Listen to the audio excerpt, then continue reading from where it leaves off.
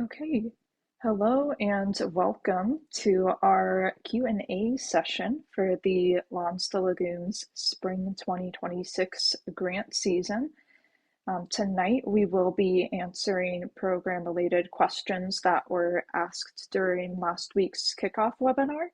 If you haven't had the chance to watch the kickoff webinar, we recommend you do so. That will give you a really helpful overview of Lawns to Lagoons and how to get started on your pollinator habitat project. And the recording for the kickoff webinar is posted on the grantee guide webpage, which is linked in the emails that we've been sending you. And tonight, in addition to answering questions from last week's webinar, we may have some time at the end to answer questions live.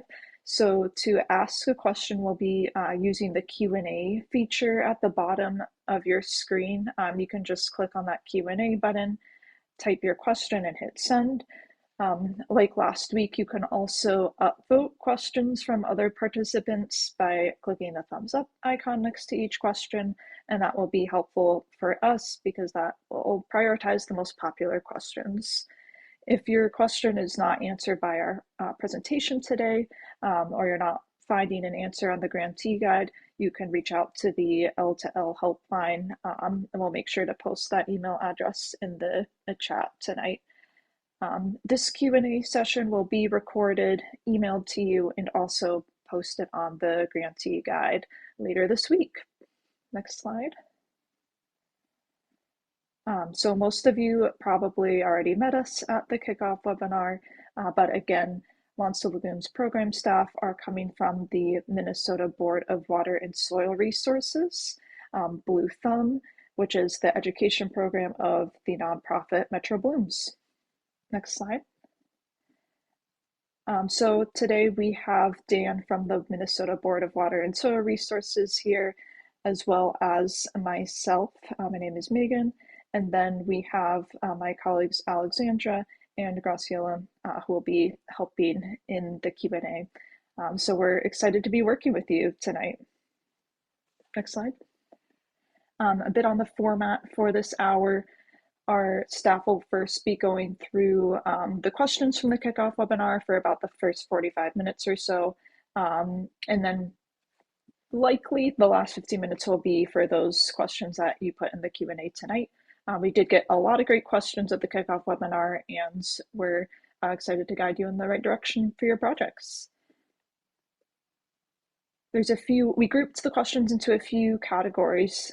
So we'll be starting with planning and site prep related questions, then moving to planting and design, eligible expenses, project maintenance, and then a few miscellaneous questions.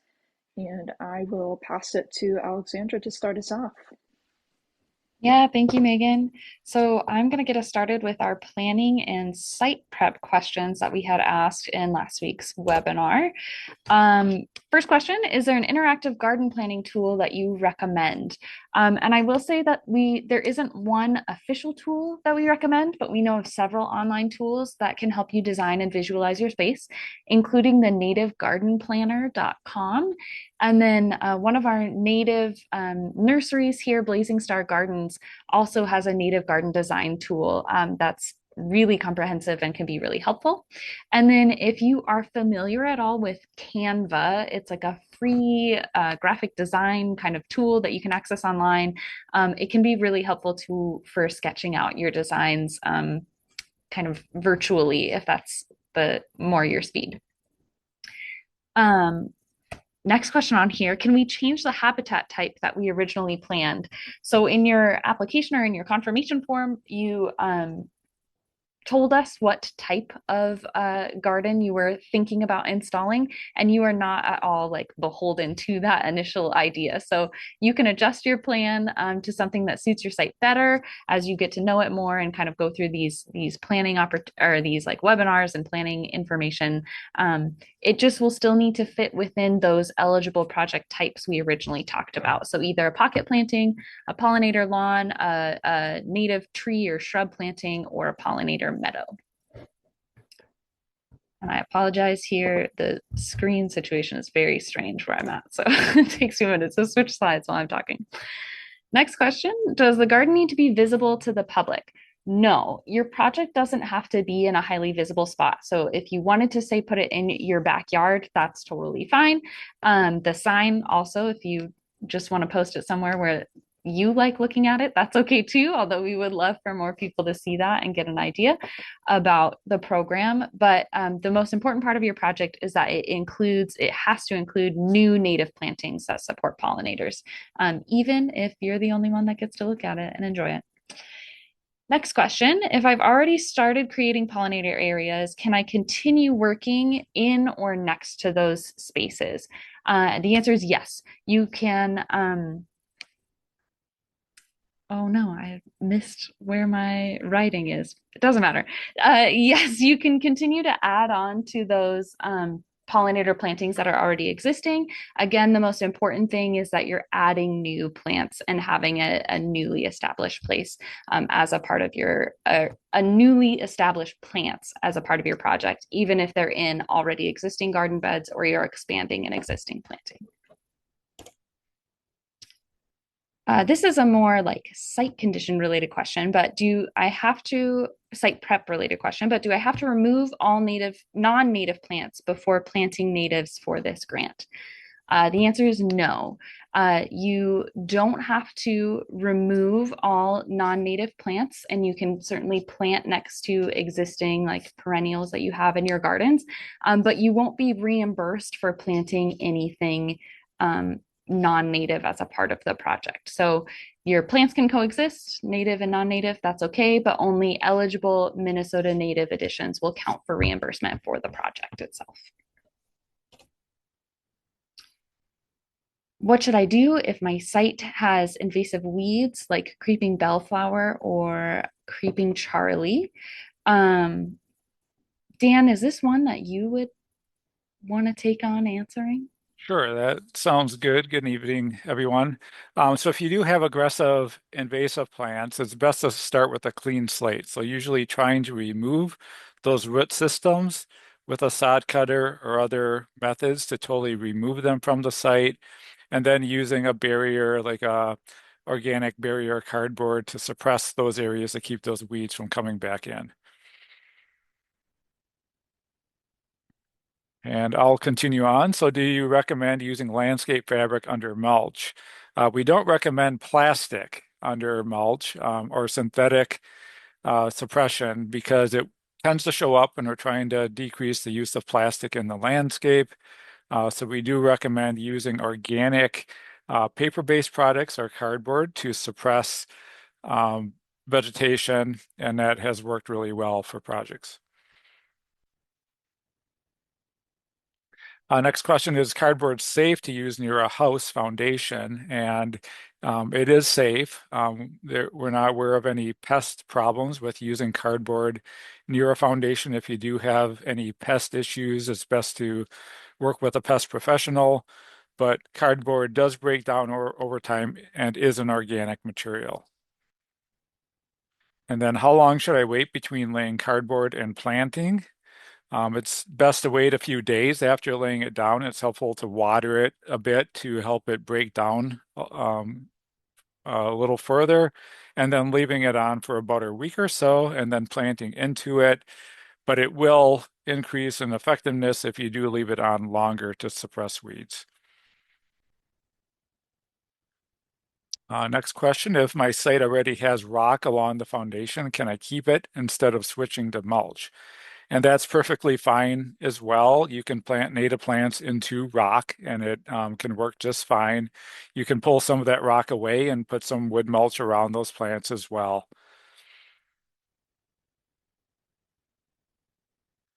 And then should I add soil before planting? When is that necessary?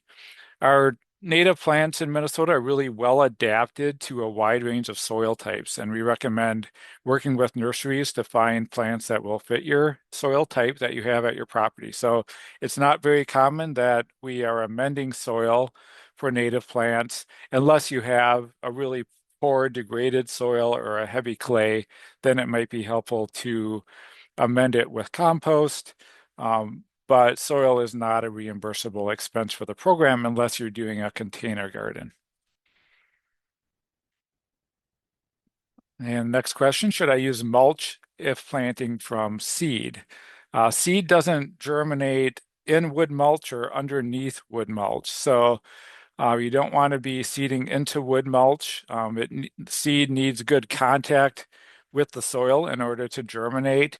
You can use straw over the top of seed, a thin layer of straw, or else a germination blanket can be used to help hold moisture and help those seedlings germinate. Can I plant native seeds or do I need to purchase live plants? Either is fine for this program. Seeds are less predictable. They can be a good option for really large areas like a backyard area where you're planting a larger planting. But for front yard areas where you want it to be showier, we usually recommend plants being used in those areas. So usually for smaller plantings, plants are being used. In some cases, you can use a combination of seed and plants as well. And we'll talk a little bit more about that with slopes coming up. Are seed mixes from local soil and water conservation districts always native? Is it recommended to purchase seed from them? That's not true in every case. Usually they will be uh, having native seed mixes that they're providing. It's good to check with their staff and ask them if it's a native seed mix that would be eligible for this program. And we do recommend using seed with a local origin within around 200 miles of your project location. For seeds that need cold stratification, when should I start them? It's about half of the native seeds that require cold stratification, which means they need a certain treatment to break their seed coat so they can germinate. And that can happen naturally over winter, but there's different requirements for different species, and it can be done in a refrigerator. And for many plantings that are happening in the spring, that is a process that you can do to get your seed ready for planting. But we recommend working with the supplier of the seed and following their recommendations for the individual species that you're going to be planting. How can I stabilize bare soil on a slope to prevent erosion and beautify the space? Here we recommend using a combination of grasses, sedges, and wildflowers. They'll have different root systems that will help stabilize that site. You can use a combination of seed and containerized plants to help stabilize those types of area, particularly if it's a larger area that you're planting. Uh, Again, with the seed, if you're establishing seed, you don't want to cover that with wood mulch, but you can put wood chips around the individual plants that you would be planting in amongst that seed.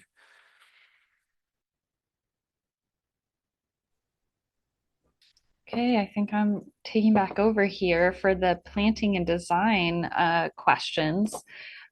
So starting with, can I plant in the strip between the sidewalk and the street? Yes, you can plant in that area. We usually call it like a boulevard area, as long as you follow local ordinances, specifically around if you need a permit or height restrictions. And you will need to do that research on your own because it's different for every city or locale. So check in with your city on those and then document that project and use eligible native plants. So we actually have some great resources for boulevard specific designs, including templates on the Blue Thumb website. And I think we're going to get a link to those resources in the chat here in a moment. And then some native plant nurseries also offer plant kits that are specifically designed for boulevards. And you can ask nursery staff from our native nursery list or just any nursery you go into, you can always ask them for recommendations on what plants will do well in that area. If I plant a pollinator lawn, will it spread into my neighbor's lawns? Pollinator lawn species are usually made up of like fine fescues and white clover, and they aren't generally aggressive.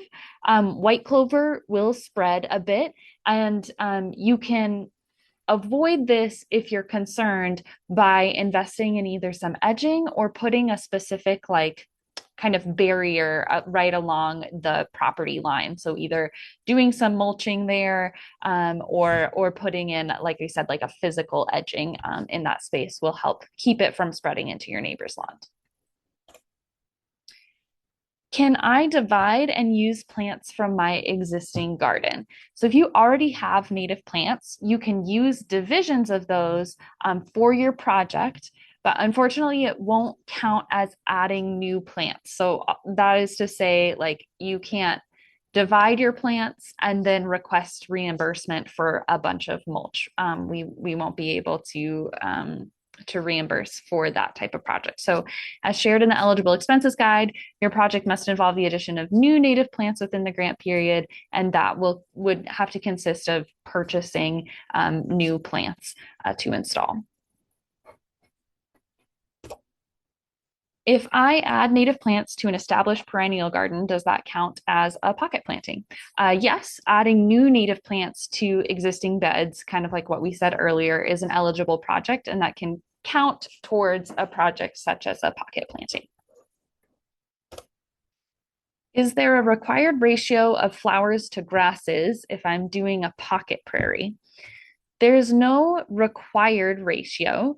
Habitat designers often start with more flowers and fewer grasses, and over time, grasses tend to become more prominent in the planting just through processes of self-seeding and spreading. So remember to try and add flowering species that bloom in spring, summer, and fall, so pollinators have those resources throughout the entire growing season, and then the grasses will fill in throughout the space, and are also really important for habitat, for nesting and different things like that. So shout out to our native grasses. Next question, when should bare root spring ephemerals like Virginia bluebells be planted? So bare root spring ephemerals can be planted basically throughout the entire growing season, spring through fall. Prairie Moon Nursery has a really great guide with additional considerations for what to do if you're planting in any specific season. But for the spring grant timeline, you can plant them as soon as the ground is workable. So once that like hard layer of frost is gone, you can get in and plant bare root spring ephemerals right away, particularly before they start like sending out new shoots. They will settle in and come up pretty quick, which is pretty amazing. I'm going to hand it over to Megan now for questions on eligible expenses. Thanks, Alexandra. First question is, when can we begin making purchases for reimbursement? And now, you can begin purchasing eligible items anytime after you've confirmed your grant award. And a reminder that purchases made before the date of your grant award are not eligible. So just check the date of when you received that email saying that you got an award. So January 13 or 28 is, I believe, the days we sent that out. Next. Is there a specific reimbursement form we must use? Yes, there is a specific Lawns to Legumes reimbursement request form that has not been sent out yet, and that form will open on May 1. It will be located on your submittable account, and we'll email you a link and instructions on how to access it. Next. When should we take before photos, now or after the snow melt? You can take them anytime prior to installation. Most of our grantees will take them once the snow melts and before they begin planting. Next. So we have a few questions here on eligible materials. One is compost reimbursable. So compost is actually no longer an eligible expense as of this cohort. We did make a mistake during the grantee or during the kickoff webinar, and I think we mentioned that it was eligible. However, it's not. Apologies for that. And the main reason why it's removed is because native plants thrive in a variety of soil types, even more compacted clay soil, for example. You can use the Blue Thumb Plant Finder or nursery sites like Prairie Moon Nursery. They have a really good search function identify plants that will do well in your specific soil conditions. Next. Can grant funds be used to purchase tools such as a shovel? No, unfortunately, equipment and tool purchases are not eligible for reimbursement. However, the program does reimburse equipment rental, and that can include tools. I know in the Minneapolis area, we have a Minneapolis tool library, and you might look into if similar resources are available where you live. Next. Is edging material such as corten steel eligible? Yes, any type of edging material is reimbursable, though non-plastic edging is preferred. Next. Can funds be used for maintenance of existing pollinator gardens? So maintenance costs are not typically reimbursable since the grant is focused on the creation of a new pollinator habitat. So unless the costs are some part of project installation or establishment, they would not be considered eligible. If you have a specific situation that you're not sure about, you can always email the L2L helpline if you want clarity on that. Next. If I began preparing my site last fall, should I track those expenses even if they won't be reimbursed? So you only need to track time and expenses that you've incurred since the date that you were awarded your grants. Next.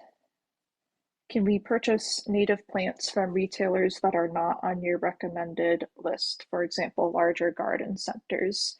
The answer is yes. Your purchases don't need to come from our list, but the key is the plants that you purchase must be Minnesota native plants or otherwise listed on our eligible expenses guide.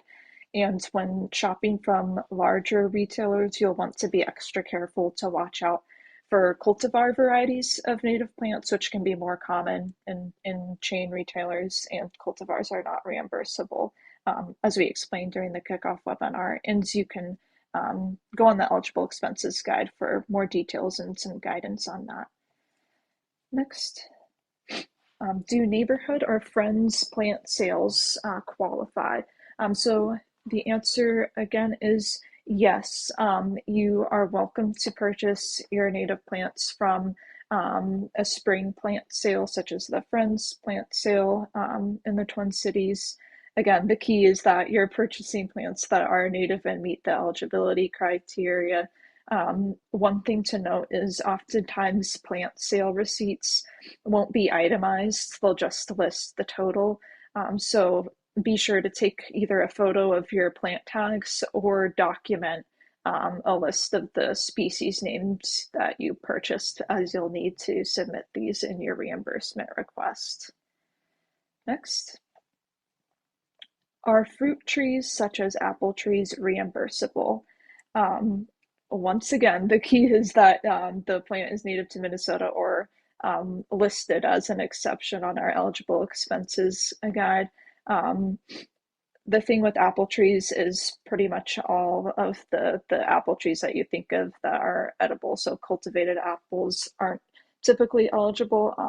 Prairie crab apple is one Minnesota native species that you could look into, and that is also one where you can get the cultivar.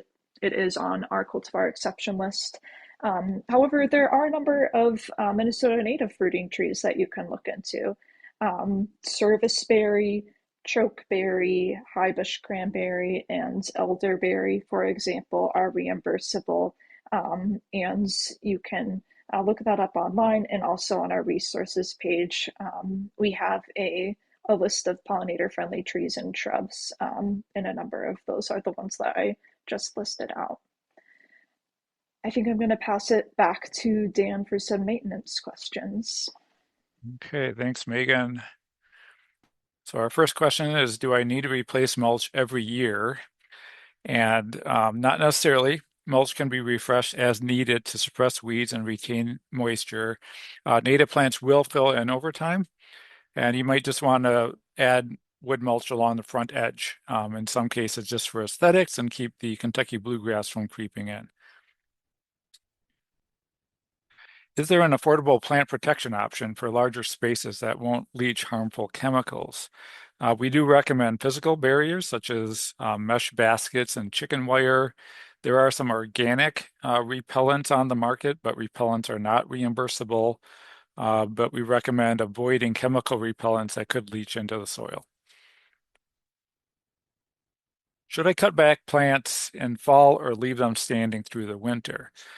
Uh, there's a few considerations here. First, keep fall yard cleanup minimal to help wildlife overwinter. Second, leave dead stems standing. Some Minnesota native bees overwinter in hollow stems of plants, so you can cut back stems in spring once the dandelions start to bloom, and then cut a few inches above new growth to avoid harming the plant. And then another consideration is keep dead flower heads because there's many bird species that will use the seeds of those native plants. So if you have any of those standing, you can keep them standing.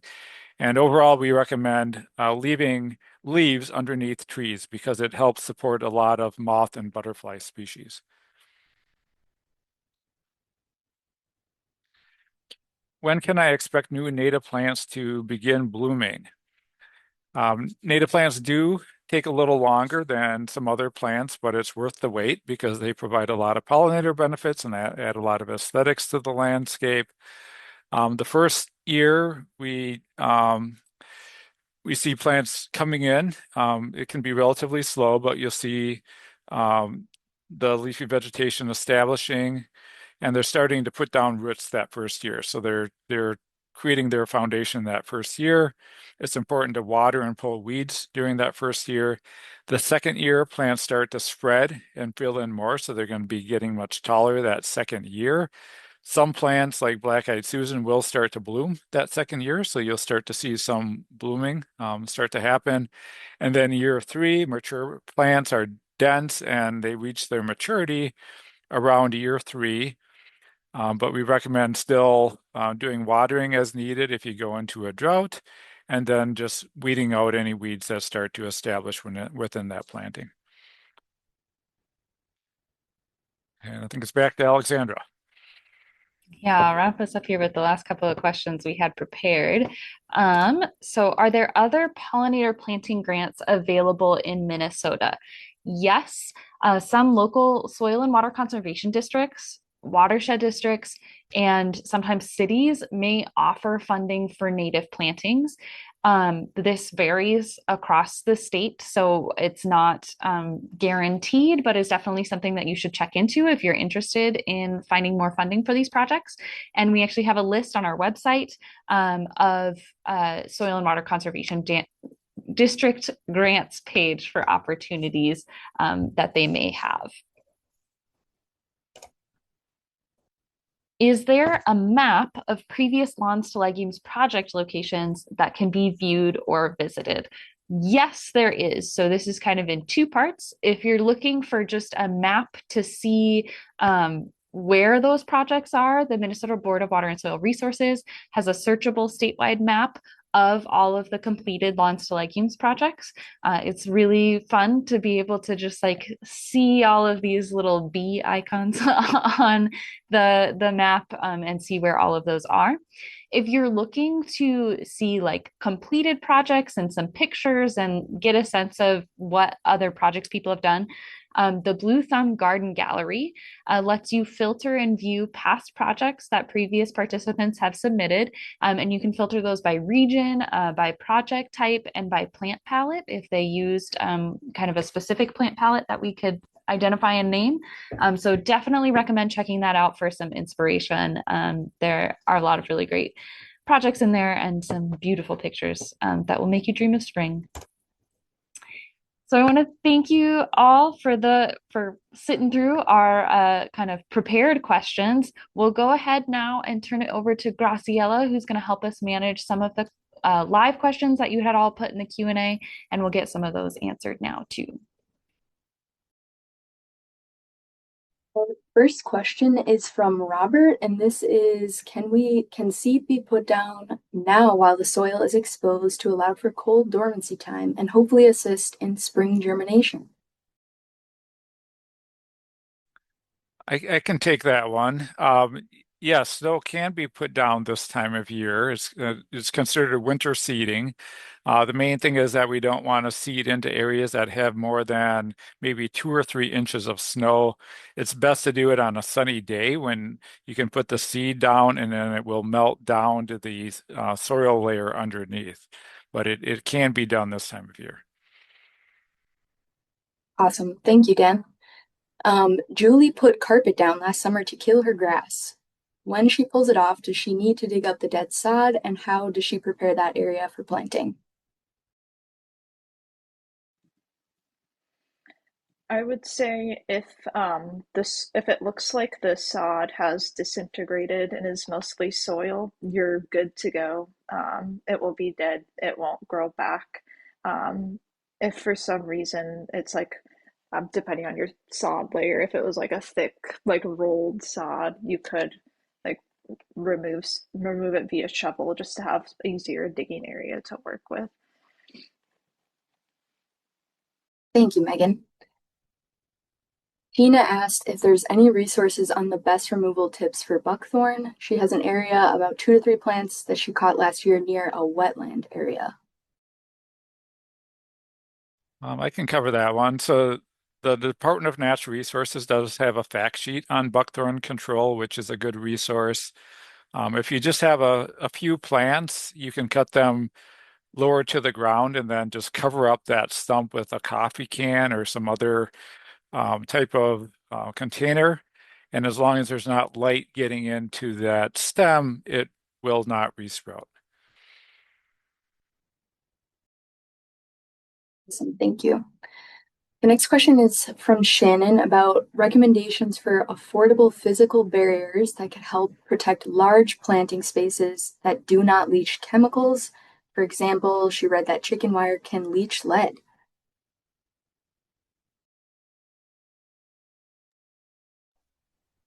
That's a good question. I can take that one. We haven't heard of chicken wire leaching lead. We can look into that.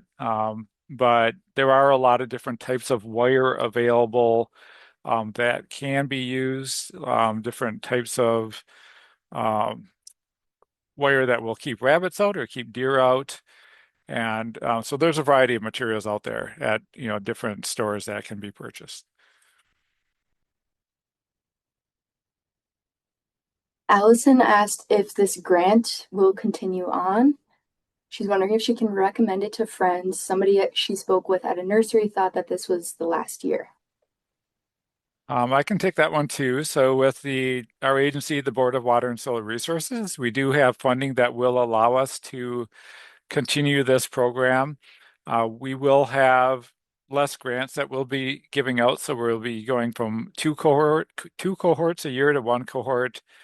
So it will be scaled back until we can hopefully get more funding through the state in the future. Carolyn signed up for a coach. When might she expect to connect with them? Yeah, I'll take this one. Thanks, Carolyn. So we just sent out that form for people to request to be matched with a coach earlier this week. And we will start that process that first week in March. What I will say and just remind people is that we don't usually, as of yet, ever had capacity to match everyone who requests a coach with someone. So we do our best to try and prioritize folks who are kind of self-identify as novice gardeners, don't have a lot of experience. And then we recommend if you just have some really like specific questions that you kind of direct those to the Hive. We have some coaches in there who are always answering questions for folks, as well as staff who can try and help figure that out. But whether you are or are not matched with a coach, you'll at least get an update from us probably in that first week of March. Awesome, thank you. Holly asked, what are the specific types of serviceberry that are reimbursable? I prefer a tree form that does not have suckers. In one area, I prefer a shrub. I can take that one. There are several native shrubs within Minnesota, and Smooth serviceberry is one. Allegheny serviceberry is another one. We do allow for cultivars of serviceberry. It's one of the exceptions because it is easier to find cultivars of serviceberry than some of these straight native species. Autumn Brilliance serviceberry is a pretty common serviceberry within different nurseries.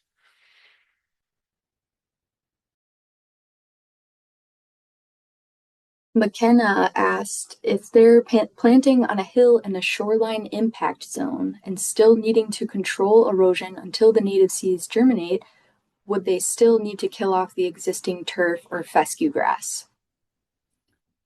I can start with this one, and then Dan, if you want to fill in, does that sound okay? Um, I would say that the really important thing with if you're using seeds is that seed to soil contact. So if you're just throwing seeds into living turf, it's probably not going to, they're not going to compete super well with those existing plants that are already established. So we do usually still in shoreline projects remove either usually not remove because we don't want to contribute to the erosion, but try to kill off that turf and then use like an erosion control mat or blanket or a seeding blanket on top to try and protect those seeds and give them the best chance at establishing. Yeah, and I agree. A lot of times it really depends on whether there's gaps in between the weedy vegetation that you're removing or killing off on that slope. And if there's enough gaps there, then you may not need to fully remove that other vegetation. But it is really helpful to start with a prepared seed bed for successful establishment, and using an erosion control fabric in that situation would be helpful. Awesome, thank you. Mary asked if anyone has done a pollinator garden over a septic mound. Yep, this is actually a great option for how you can kind of um, use that land and create benefits for the ecosystem nearby. I believe that actually some of the native nurseries that are on our list offer like specific plant kits and seed mixes for the septic mound. I think MNL is the one that's coming to mind. Dana Alexandra, I don't know if you want to add on to that at all. Yeah, we're seeing more seed companies providing seed mixes for those types of situations. We try to avoid any native plants that have really deep roots, but most native plants are fine on a septic system.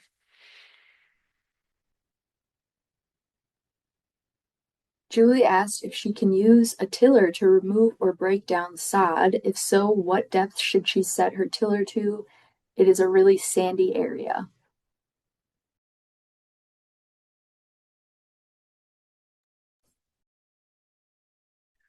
Yeah, I can cover that one. So with a tiller, you mainly want to use a tiller if the soil is hardened, like there's the crust on the upper surface. You don't always need to use a tiller if you have a looser soil like a sand. You might just be able to use a rake to kind of loosely, um, well, just loosen up that upper surface and then seed into that.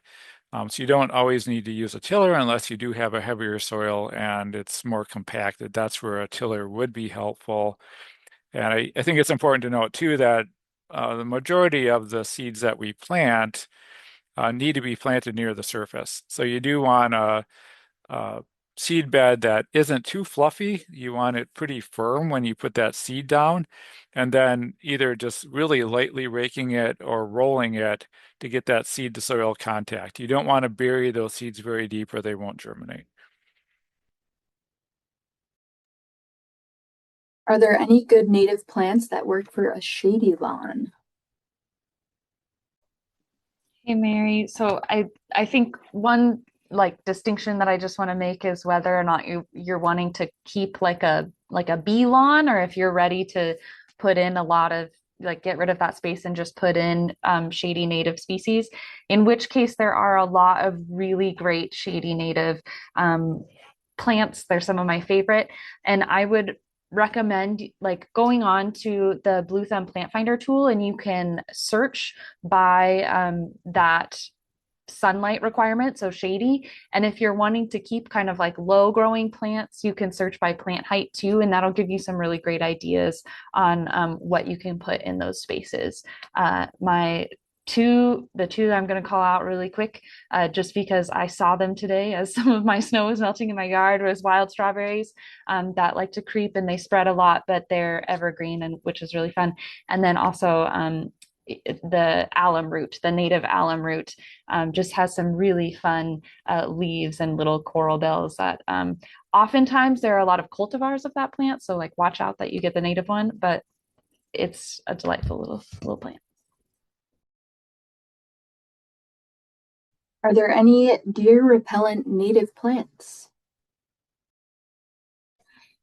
So no plant that we know of is fully deer proof, I think is something that we like to share when we're talking about deer repellent plants. But there are some that they don't enjoy nearly as much. And oftentimes those are in like the mint family. They have kind of a fragrance that they don't really like as much, or they taste more bitter. And sometimes different plants with like more of a like a texture to them can also be less chewed on. But deer, we have found, will eat anything if they're hungry. So something that I think is really important when you're thinking about these projects is that when you're installing native plants, you're putting them into an ecosystem that already exists and has established itself on needing those plants.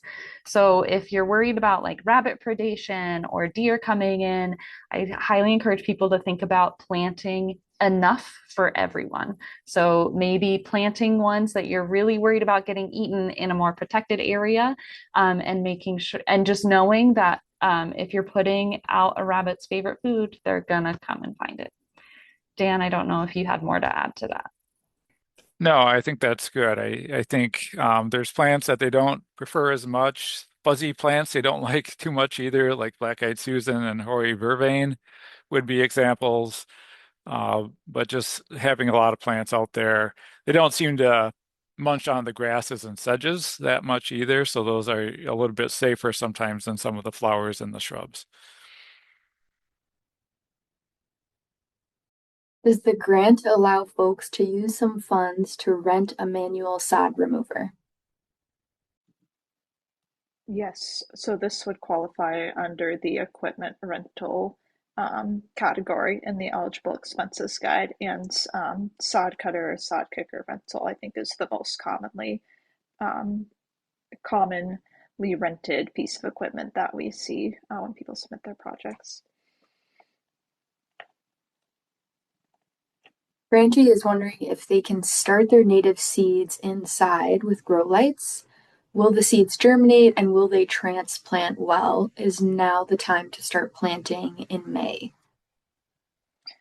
So, as we talked about a little earlier, you'll want to look up what the germination needs are for the specific plants you're interested in sowing, because as Stan shared, about half of Minnesota native plants require cold stratification.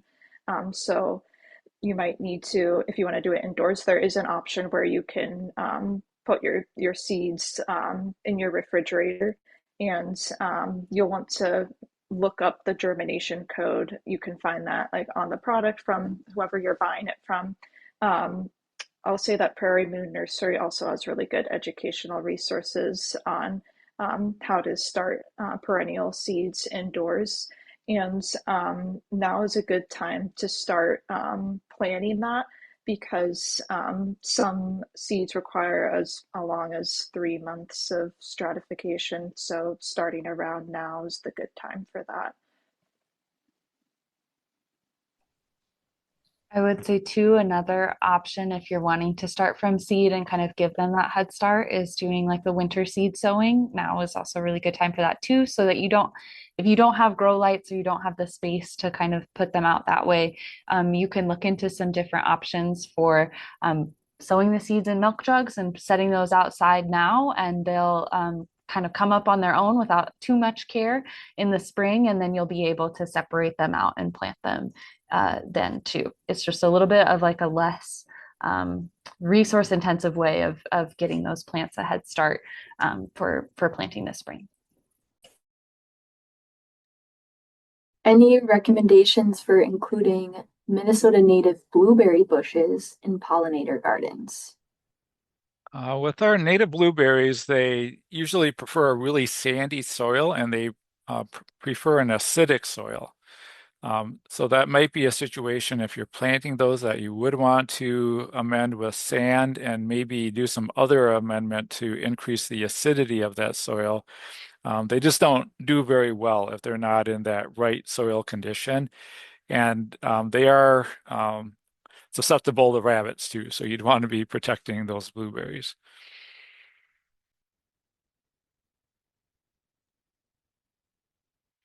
Maggie has some smaller sites that do still have sod. She's wondering, is it better to add some clean topsoil or just work with the existing compact clay once the sod is removed?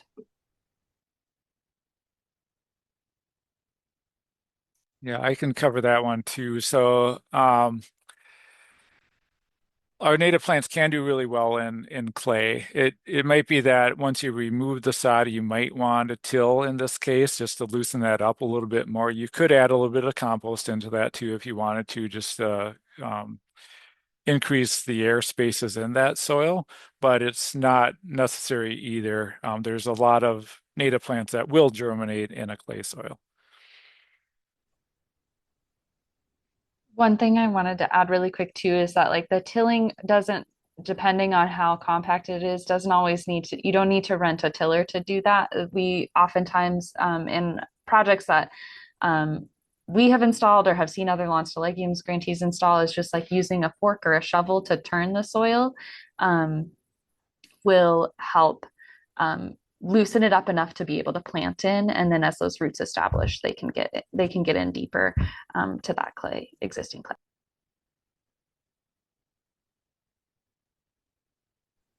Holly asked, for a lawn area, will a mix of fine fescues qualify for reimbursement? So, if you're wanting to plant low growing species such as fescues, that would be a bee lawn project type.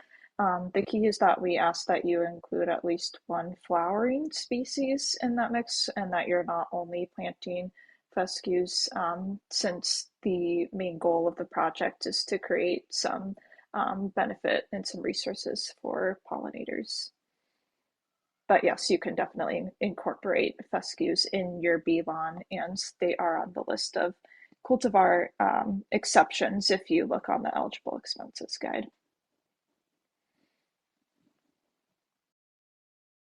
Ramona asked if we recommend getting our soil tested to see if it needs to be amended before planting native plants, or will they survive in all soil types?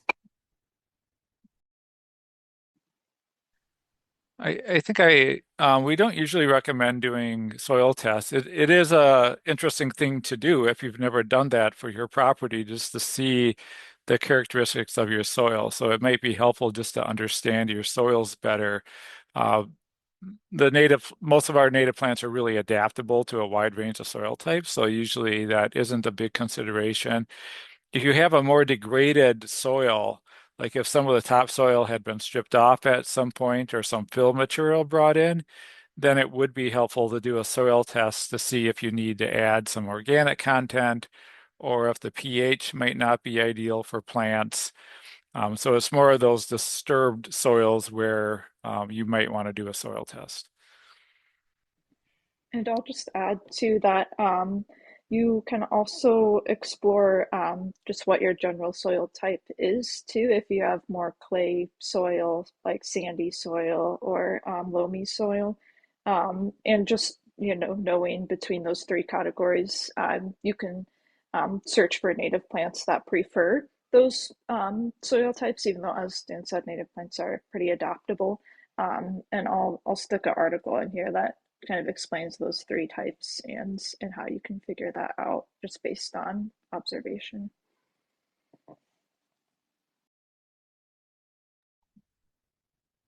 What would be the ideal sowing season for most of the native plants in South Minneapolis?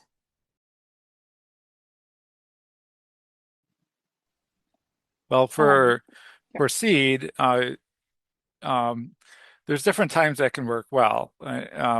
Quite often we recommend late fall or early winter as a seeding time for a lot of the native plants because many of them do need that winter to break their seed dormancy. So that gives them the full winter to break that dormancy. Uh, Around this time can be a good time because we still have enough winter, we think, to break dormancy of the seeds. So this can be a good time still to be seeding. But we do a lot of native seeding in the spring too. And it's just that some of the plants that need a winter or stratification will wait until that next winter in the soil. They're adapted to do that, and then they'll come in that next year. There's still a lot of our native plants that don't need that stratification that can germinate with a spring seeding. So don't feel like you have to get everything in the ground right away this winter. Uh, Sometimes it just, we have to be a little more patient maybe if we are seeding in the spring. Not everything will show up that first year, but a lot of things will.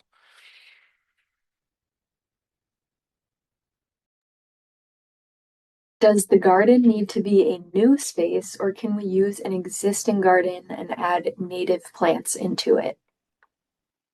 You are welcome to use an existing garden as your project area and add native plants to it for your Lawns to Legumes project.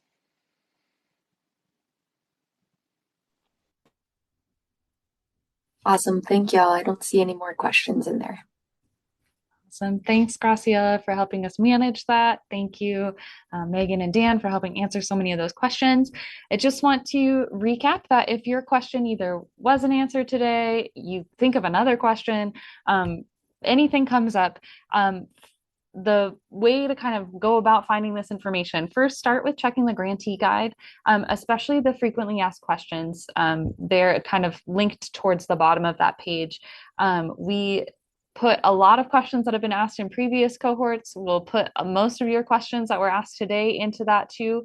So you can reference that at any time, and it's a really good place to just check and see if somebody else has already asked it. Next, if you're not seeing that question answered there, go ahead and throw it in the Hive if you're a part of that community. It's a great space for people to kind of crowdsource information from other grantees who might have more experience and can just answer that question for you. Otherwise, like I said before, some of our coaches are in there, and us as staff are also in there too, checking and making sure that you're getting the answers you need. And then finally, you can always email us at the helpline, the L2L helpline at L2Lhelp@bluethumb.org. That's an email that is specific for Lawns to Legumes grantees and is monitored by staff. And we, if we don't know the answer to it, we have a lot of really great connections that can get you a really great answer. And we're happy to help get you that information and link you to those resources too. So with that being said, and it looks like no other questions are coming in, I just want to go ahead and thank you all again for coming in tonight. We will, if there are some other questions that trickle in here, we'll still answer them. But if you are done for the night, we'll have this recording prepared and shared with everyone here in the next couple of days. And just want to give a really quick plug for our 2 upcoming project type webinars. We'll have the pollinator plantings webinar next Tuesday at the same time from 6. It'll go a little bit longer to 7:30 because we got a lot of really good content. But we hope to see you there if you're considering, especially a pocket planting, tree and shrub planting. We'll give lots of good information on those there. And then the following Tuesday, March 3rd, we'll have that pollinator lawns webinar. So if you're looking into doing a project more along a bee lawn, definitely come to that one. We get a lot of great information on how to install those projects and some of the things that you'll maybe run into as you're doing that. So thanks again, everyone, for coming tonight. We look forward to seeing you soon.